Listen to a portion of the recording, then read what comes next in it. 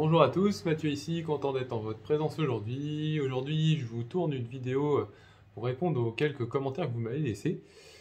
Donc, tout d'abord, bienvenue sur cette chaîne. Merci à vous qui avez laissé de commentaires sur ma chaîne.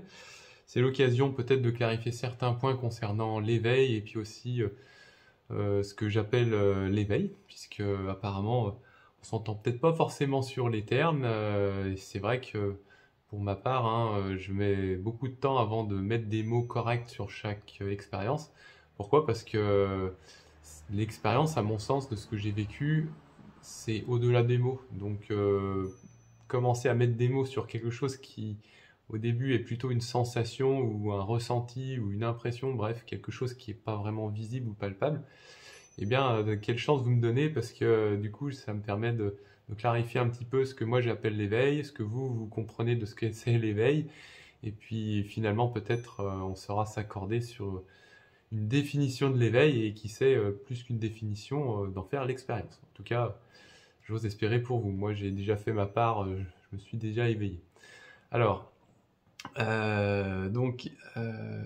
effectivement Esteban, puisque c'est vous qui me lancez sur ce que c'est que l'éveil.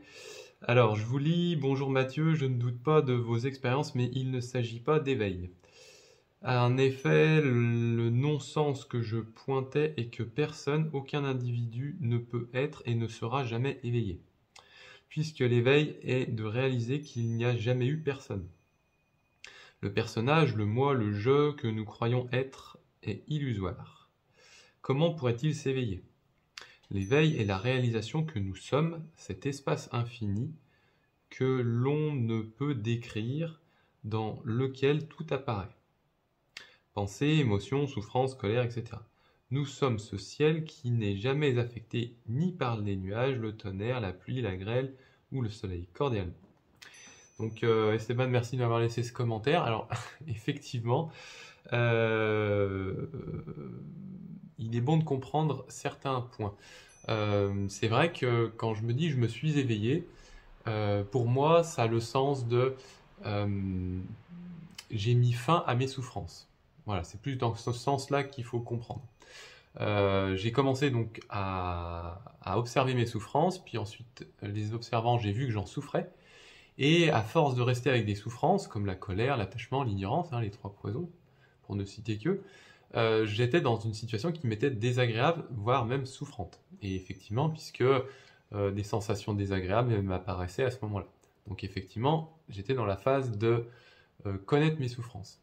Puis ensuite, quand je les ai connues, les ai observées, que je voyais que j'étais soit en colère, soit attaché, soit ignorant, eh bien, j'ai été un peu sage dans ce sens où j'ai mis un peu de lumière par rapport au fait que j'étais attaché à des choses qui n'étaient pas moi, c'est-à-dire la colère, l'attachement, l'ignorance.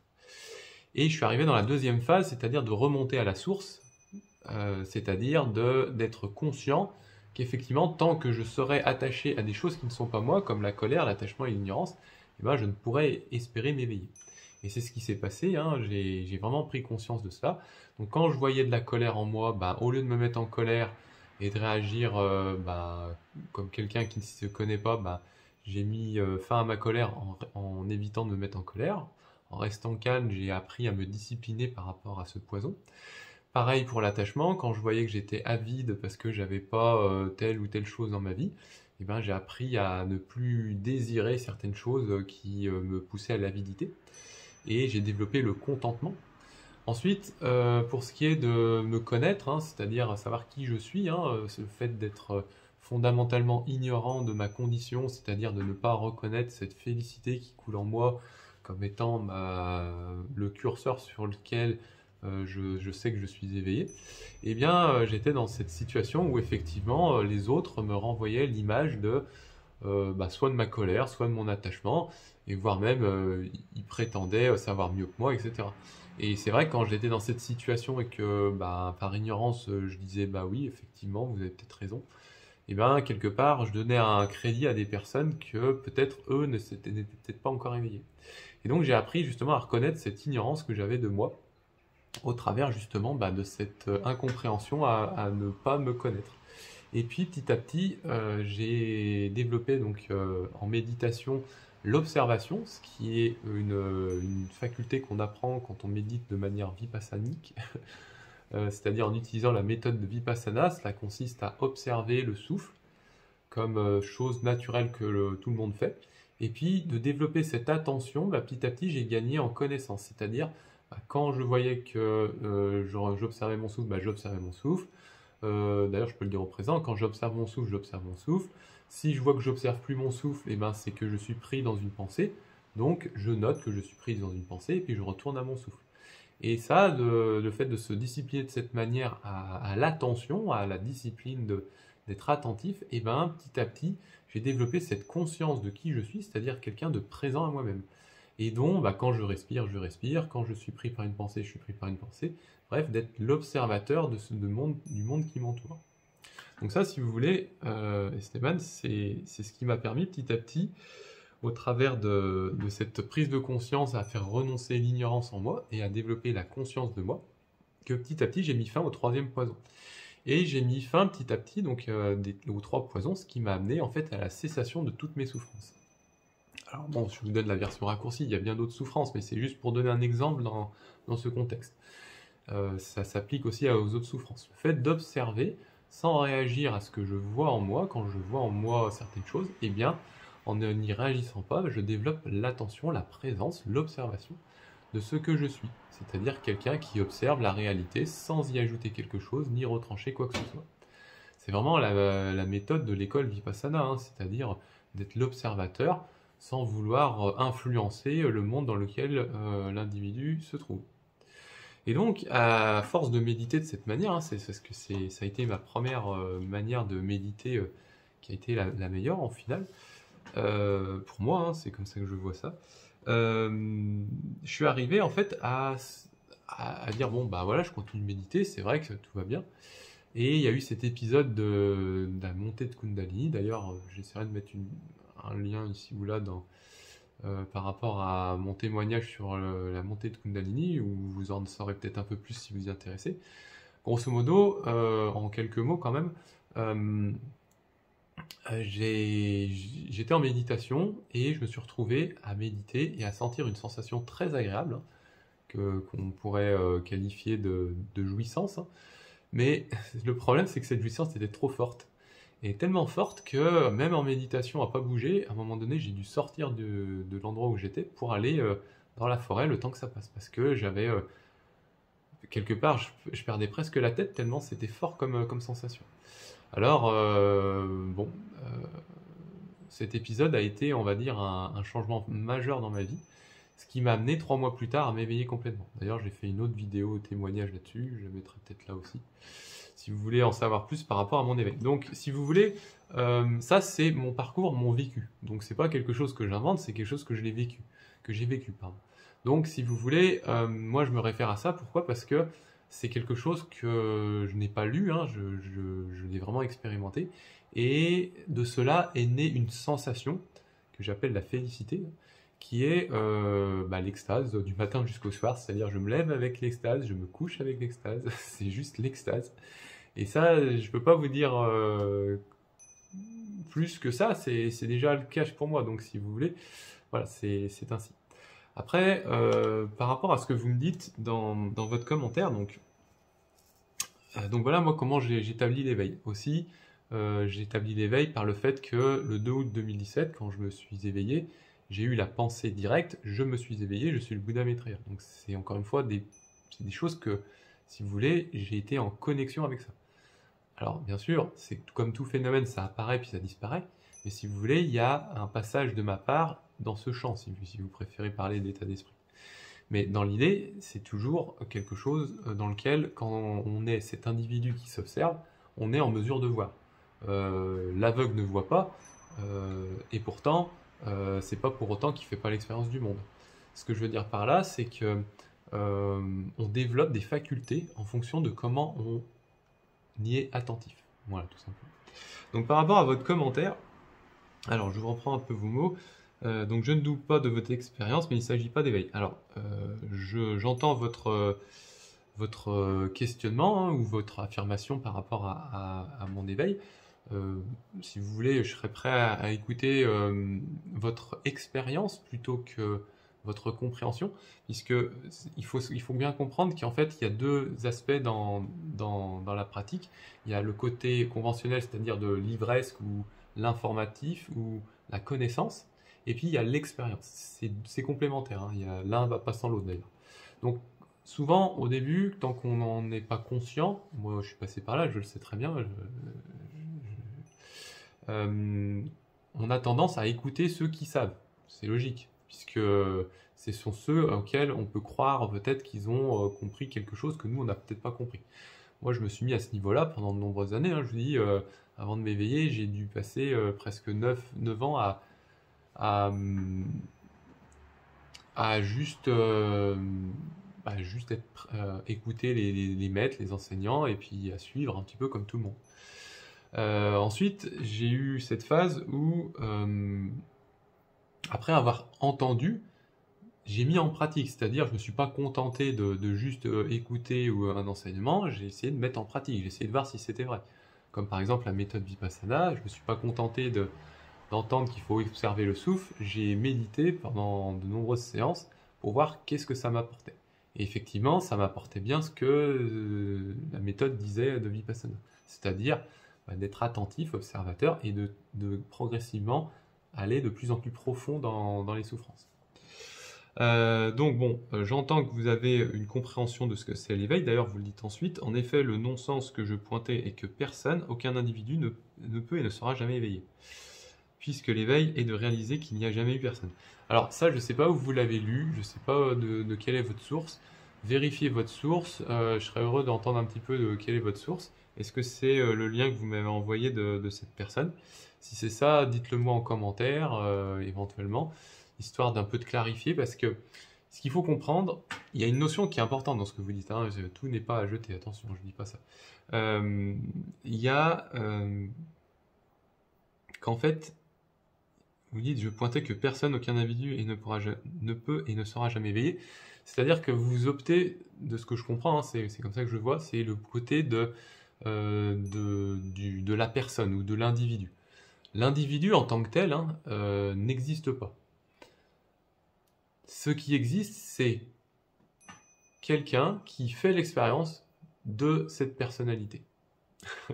Déjà que c'est pas facile quand on parle du soi, mais alors là, je vous dis pas comment on va loin. Mais bon, dans l'idée, c'est-à-dire qu'il y a 3 niveaux. Il y a d'abord la souffrance, le fait que l'on souffre, c'est le premier niveau. On est dans ce monde, on vit un certain nombre d'expériences, et si on s'attache à certaines choses, ça nous apporte un bien-être. Si on veut pas quelque chose, on va essayer de fuir un mal-être. Et des fois, on doute un petit peu de certaines choses, donc on développe de l'ignorance. Donc ces 3-là, hein, l'avidité, l'aversion et l'ignorance, ces 3 poisons de base, si vous voulez, c'est ce qui cause notre souffrance ou notre douleur. Donc ça, la souffrance, malheureusement, on la cultive tant que on polarise nos choix. Si on préfère certaines choses, si on veut des choses ou moins d'autres choses, ou si on ignore certaines choses. Et l'idée, c'est pas de polariser les choses, c'est d'être observateur de ce que l'on voit.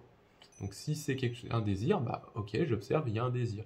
S'il y a une répulsion, ok, j'observe une répulsion. S'il y a de l'ignorance, ok, j'observe de l'ignorance. Mais en aucun cas, je choisis d'aller dans le sens de l'avidité, dans le sens de l'aversion ou dans le sens de l'ignorance, puisque dans les 3 cas, je souffre si je fais ce choix. Alors que quand je suis l'observateur, celui qui observe, celui qui fait que voir, que rapporter ce qu'il voit, je me détache de ce jeu de la souffrance qui veut que je fasse l'expérience d'un certain nombre de souffrances pour finalement me rendre compte que ces choses ne sont pas moi. Donc ça, c'est le premier niveau, la souffrance. Après, il y a le deuxième niveau, une fois qu'on a compris que la souffrance est présente, et qu'on est suffisamment familier à la souffrance, on arrive au deuxième niveau, c'est-à-dire au changement. C'est-à-dire quelque chose qui apparaît, comme par exemple de la colère, va nécessairement disparaître à un moment donné. Tout comme l'attachement, si l'attachement apparaît, l'attachement va disparaître. Tout comme l'ignorance qui apparaît, à un moment donné, l'ignorance va disparaître. D'ailleurs, c'est valable aussi pour tout phénomène existant, hein, c'est pas juste les 3 poisons. Donc, quand on comprend, quand on observe déjà les souffrances et qu'on en est bien familier, après, on les voit changer, c'est-à-dire apparaître puis disparaître. Et dans le cas des 3 poisons, bah, c'est assez simple, je viens de l'expliquer. Là où, où votre propos vient ensuite, c'est qu'une fois qu'on a, enfin, si vous voulez, il faut déjà avoir fait ce travail de déconstruction. Hein. C'est pas simple. Hein. Vous voyez comment le sujet que vous abordez est quand même assez puissant, assez profond. Vous abordez le sujet de la personnalité, hein, du soi, hein, ou de l'individualité. Donc, si vous voulez, cela, vous ne pouvez pas vraiment en parler correctement tant que vous n'avez pas fait ce travail que je viens de citer par rapport à la souffrance, puis au changement. Si vous n'avez pas pris conscience de votre souffrance, que vous souffrez, et que cette souffrance, tant que vous y êtes attaché, ben, elle vous mène la vie dure, et ben, parler d'autre chose va être un peu compliqué, voire même impossible.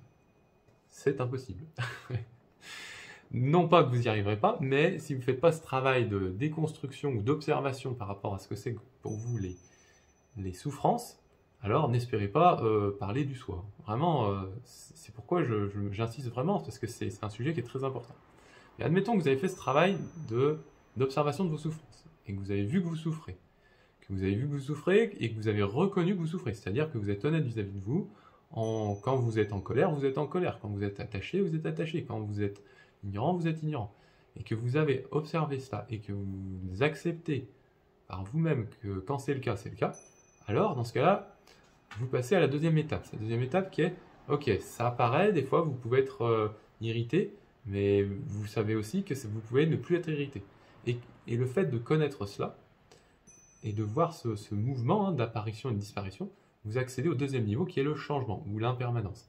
Et si vous arrivez à être honnête avec vous, et que vous voyez bien ces mouvements d'apparition et de disparition, hein, voilà, j'ai cité l'irritation, mais ça peut être aussi l'agréabilité. Si vous voyez l'agréabilité grandir puis disparaître, alors à ce moment-là, le fait d'être observateur de ce changement, ou de cette impermanence, fait de vous quelqu'un qui est au deuxième niveau, c'est-à-dire à un niveau de compréhension, puis d'expérience de l'impermanence. Une fois que vous êtes arrivé à ce deuxième niveau, que vous avez bien compris, que vous voyez bien les phénomènes apparaître puis disparaître, alors à ce moment-là arrive le soi, justement le propos de votre question, que justement personne ne peut s'éveiller. En tout cas, la personne ne peut pas s'éveiller. C'est même pas que personne ne peut s'éveiller, c'est la personne. Donc, si vous voulez, quand vous arrivez à ce niveau-là, il y a une chose à comprendre, qu'effectivement, il y a cette identification que c'est moi qui fais l'expérience de la souffrance, c'est moi qui en souffre, c'est moi qui vois les souffrances changer, puis donc apparaissant puis disparaissant, ou les bonheurs changer, apparaissant puis disparaissant, et donc c'est moi qui suis bien au centre de tout ça, c'est moi, c'est moi. Bon. Alors effectivement, cette phase-là, hein, c'est la troisième phase. Quand on arrive dans cette troisième phase, on s'identifie en fait à notre expérience. Ce qui est mon cas, hein, moi, dans ma vie, je suis passé par la souffrance, donc j'ai appris à connaître mes souffrances, puis après j'ai vu à connaître le changement des souffrances, et puis je suis arrivé effectivement dans la troisième phase de ah bah oui, tout ça, c'est moi qui ai vécu ça, je suis bien conscient de tout ça, bien sûr, c'est moi, c'est forcément moi. Moi, c'est qui moi? Et bien ce moi, en fait, c'est un peu le sens de votre question, et c'est comme ça que je vais y répondre aussi, c'est que le moi, c'est cette petite personnalité qui s'approprie tout, qui s'identifie à. C'est-à-dire, grosso modo, le corps, quoi. Le corps, c'est le côté matériel, c'est le côté sur lequel l'esprit peut vraiment s'appuyer. S'il n'y a pas de corps, il n'y a pas d'esprit. Vous voyez? Donc, pour moi, si vous voulez, j'ai pris conscience de cela, hein. J'ai pris conscience que c'était moi quand je médite, j'observe un certain nombre de choses et j'en éprouve les bienfaits. Logique. Au niveau du corps. Au niveau de l'esprit, c'est pareil. C'est-à-dire que l'esprit, lui, c'est la partie qui est non visible. Donc souvent on dit, bah, il n'y a pas quelque chose de visible. C'est pas moi qui fais l'expérience, c'est mon esprit, ou c'est ma relation avec mon corps qui fait que mon esprit expérimente quelque chose. Et effectivement, c'est un peu ça l'idée. C'est l'idée que je suis observateur d'une scène où cette scène est en train de se jouer devant moi et j'en suis le témoin. L'idée du témoin, à ce moment-là, c'est vraiment ça, c'est-à-dire, ou comme l'observateur aussi, on pourrait dire, c'est pas vraiment moi qui fais l'expérience du truc, c'est moi qui suis en train de regarder des choses qui se passent en moi. Mais ce moi, si je l'appelle pareil que l'autre moi, c'est un peu difficile à comprendre. C'est pourquoi, souvent, moi j'utilise l'idée que c'est l'observateur qui observe la scène et dont celle-ci est vue par l'observateur. L'idée pour comprendre le moi hein, ou le non-soi, bref, la partie qui fait croire que c'est moi qui fais les expériences, c'est qu'en fait, celui qui fait les expériences, c'est bel et bien moi, mais c'est pas pour autant que je suis attaché à cela. Typiquement, dans une souffrance, quand moi je fais l'expérience de la souffrance, j'en souffre.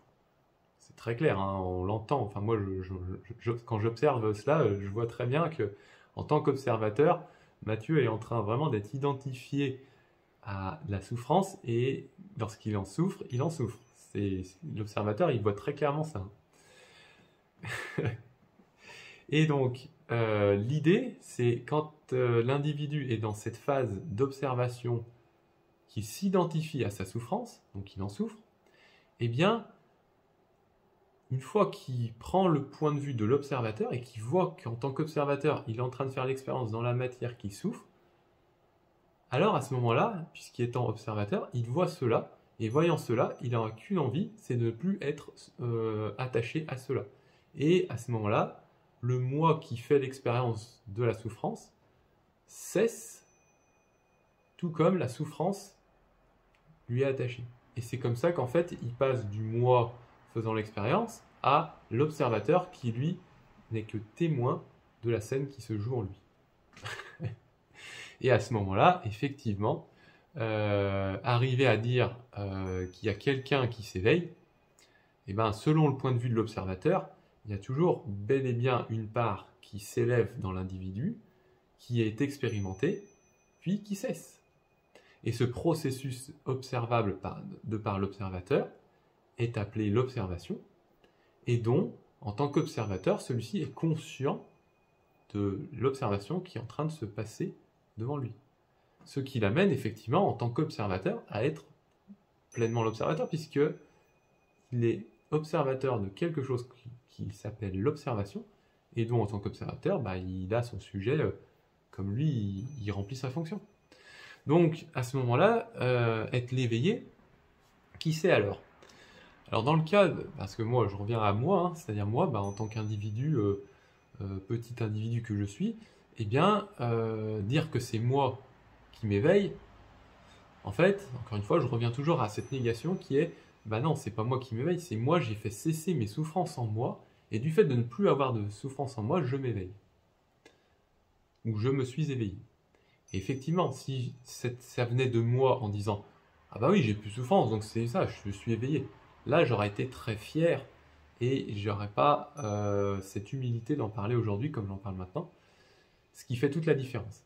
Alors, pourquoi je dis que je me suis éveillé? Je rappelle, c'est parce que quand je me suis éveillé, c'est pas juste j'ai décidé, je me suis éveillé, c'est j'ai eu une pensée que j'ai observée qui a très clairement dit directement je me suis éveillé. Et qui c'est qui s'est éveillé à ce moment-là? En fait, c'est pas Mathieu, c'est moi, Mathieu, en tant qu'individu observant ma pensée, a pris conscience d'une pensée, je me suis éveillé, et l'a rapporté en dire. Ça peut plus vous paraître clair maintenant. En tout cas, c'est comme ça que moi, si vous voulez, j'ai dû à un moment donné communiquer par rapport à cet éveil, parce que qu'est-ce qui me fait dire que je me suis éveillé? C'est pas moi, parce qu'encore une fois, si c'est moi, c'est prétendre quelque chose que je ne suis pas, chose que je ne dis pas. Et quand je dis que je me suis éveillé, le premier réflexe, vous dites très bien, hein, si vous dites non, c'est pas vous qui vous êtes éveillé, c'est puisque vous n'existez pas. Et vous avez tout à fait raison.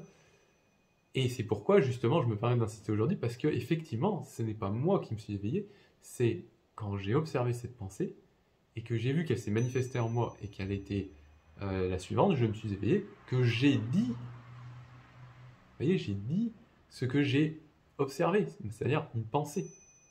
Et effectivement, quand je le dis, ça n'a pas la même nature que si vous l'expérimentez par vous-même.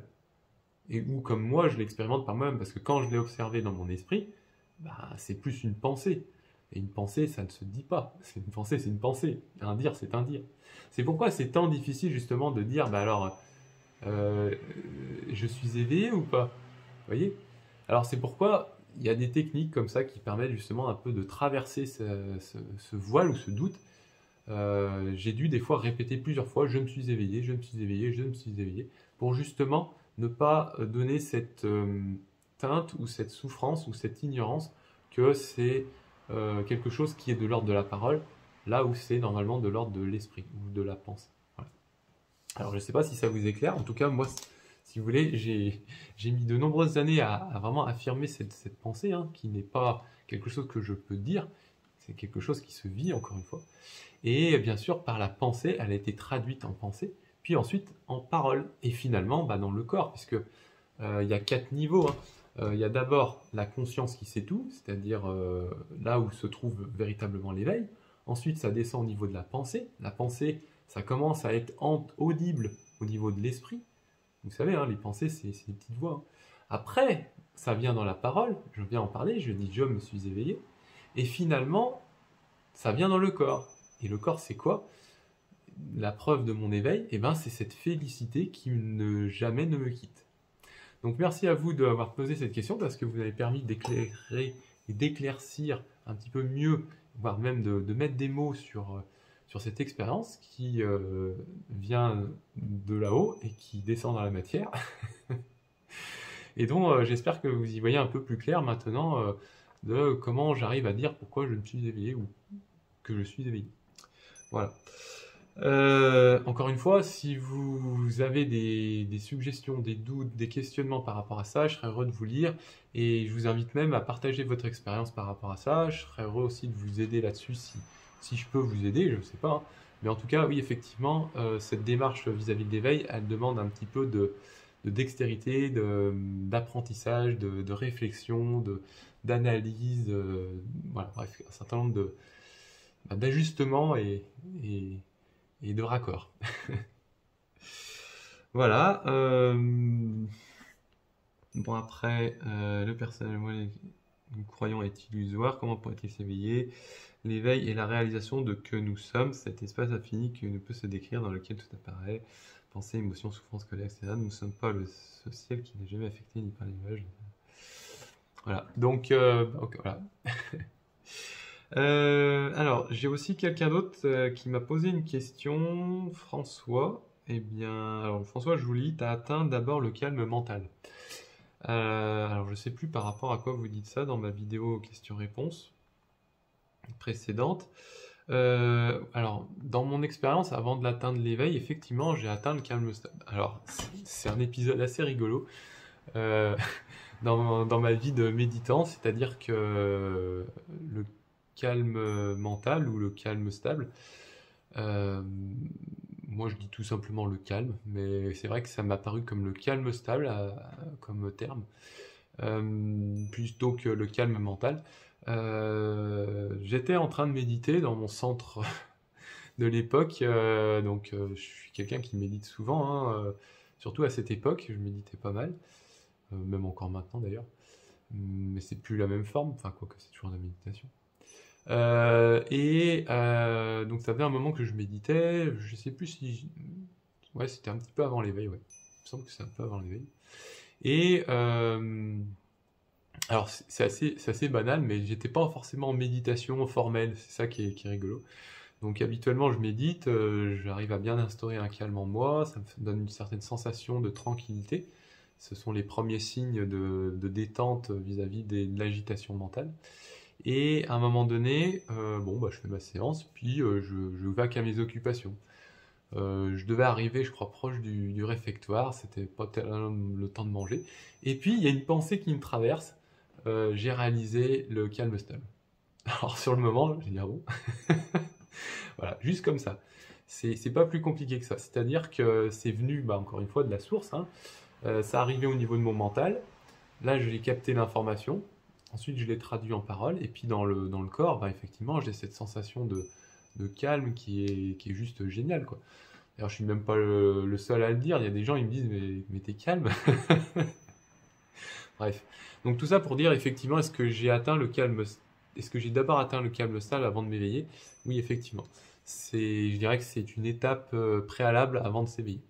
Après, il y a d'autres étapes. Alors, la Kundalini, je ne sais pas si c'est une étape que tout le monde vit. Moi, je sais que je l'ai vécu. C'est une montée d'extase, en fait, qui est tellement forte que c'est un peu déstabilisant. Et ça a été pour moi un des curseurs aussi avant l'éveil. D'ailleurs, après cet épisode de Kundalini, 3 mois après, je m'ai éveillé complètement. Donc, c'est pour vous dire. Mais bon, après, il n'y a pas une durée. Je pense que c'est pas au niveau de la durée, c'est plutôt au niveau de comment on est suffisamment à expérimenter notre conscience qui fait qu'on s'éveille plus ou moins vite.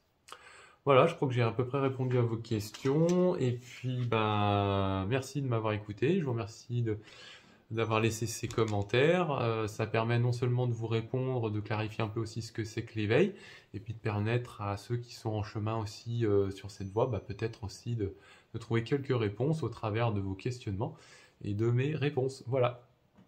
Quant à moi, je suis heureux d'être en votre présence aujourd'hui, et puis je vous dis peut-être à une prochaine vidéo, probablement sur ce sujet que j'affecte tant, l'éveil. Voilà, bonne journée à vous, à plus, salut.